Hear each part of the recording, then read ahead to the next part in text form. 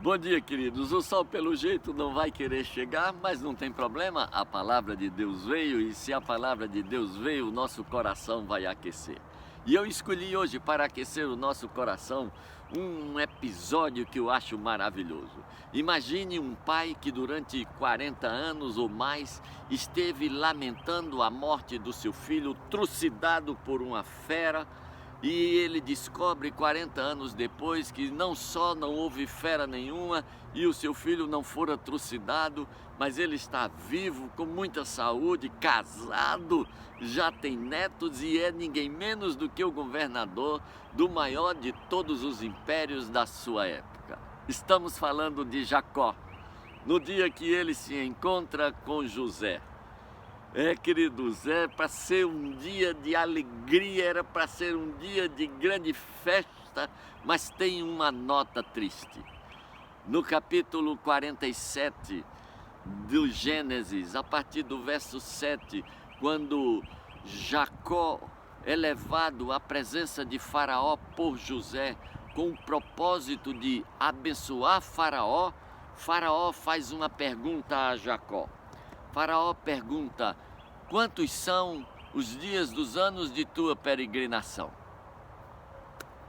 Aí Jacó podia simplesmente ter dito: são 130 anos. Mas ele adiciona uma nota triste. Ele diz: 130 anos são os dias dos anos de minha peregrinação. Poucos e maus foram os meus dias de vida. Poucos e maus? 130 não é tão pouco assim.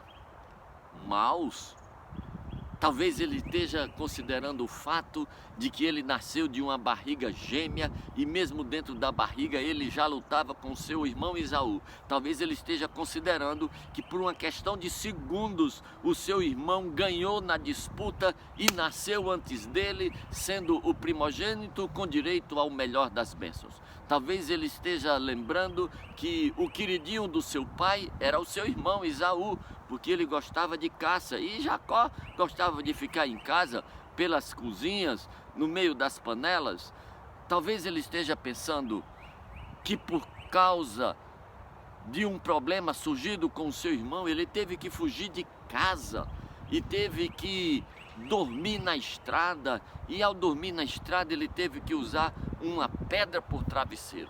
Talvez ele esteja pensando de o quanto ele foi enganado lá na casa do seu sogro Labão, pelo seu sogro e pelos seus irmãos.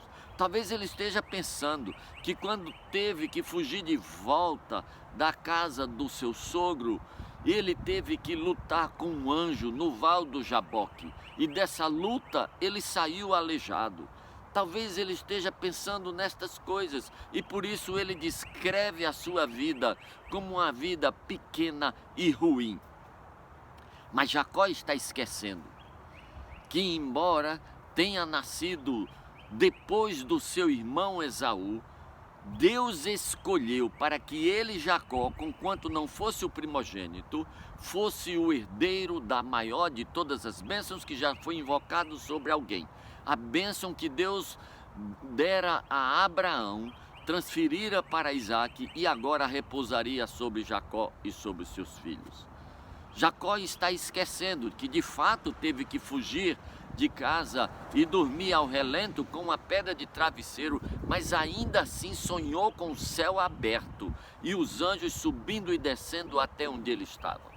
Jacó está esquecendo de que foi enganado várias vezes por seu sogro e pelos seus cunhados, mas chegara lá em cima sem nem puxar uma cachorrinha, porque nem tinha cachorrinha nem corda, mas sai lá de cima com 2 esposas, 2 concubinas, 11 filhos e um rebanho tão grande de camelo, de boi, de jumento, de bode, de ovelhas, que deste rebanho ele tira uma amostra para subornar o seu irmão, e nós estamos falando de 500 animais.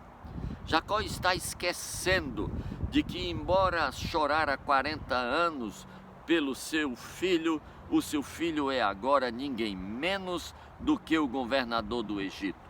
Jacó esqueceu que mesmo tendo que ter lutado com um anjo, Ele saiu da luta mancando, mas saiu da luta abençoado, de tal maneira que o seu nome teve que ser mudado de Jacó para Israel, que quer dizer príncipe com Deus. E quando Jacó entrou na luta, foi no escuro. Quando ele sai da luta, o sol vai nascendo. Quando ele entra, se chama Val do Jaboque. Quando ele sai, se chama Peniel.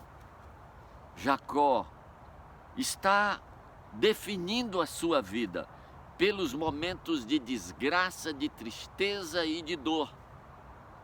Ele poderia ter escolhido definir a sua vida pelos momentos de bênção, de milagre e da graça de Deus. Você, como define a sua vida? Em que você foca quando tem que definir a sua vida? Nas doenças, nas dívidas, nos problemas, nas dificuldades, nas noites sem dormir, nas lágrimas, nas injustiças, nas ingratidões? Ou você, no meio disso tudo, consegue ver a mão de Deus te abençoando, o amor de Deus te sustentando, a graça de Deus te enriquecendo, o perdão de Deus te favorecendo, Deus te conduzindo em vitória apesar das dificuldades? Como você definiria a sua vida para Faraó? Não esqueça, você está lá para abençoá-lo. Deus te abençoe.